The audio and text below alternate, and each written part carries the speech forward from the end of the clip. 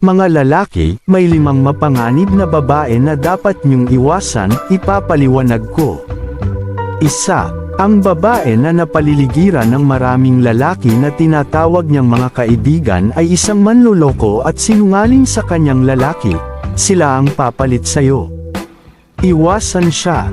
2. Ang babae na gusto ka para sa pera mo at wala kang natatanggap na halaga ay isang vampira sa pera at parasite na pinipinsala ka. Iwasan siya. 3. Ang babae na hindi sumusunod sa mga utos, koreksyon, at direksyon mo ay mayabang. Papahirapan ka niyan. Iwasan mo siya. 4. Ang isang galit, mapait, at hindi masayang babae na hindi nagbibigay sa iyo ng kapayapaan. Iwasan siya.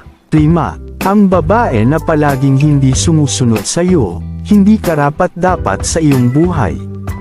Lumayo ka sa kanya. Ilagay ang isang oo kung sumasang-ayon ka sa akin. Maaring mo itong isilid para sa iba at ipasa ito sa mga nangangailangan. Sundan kami kung nagustuhan mo ang video. Naway pagpalain ka ng Diyos.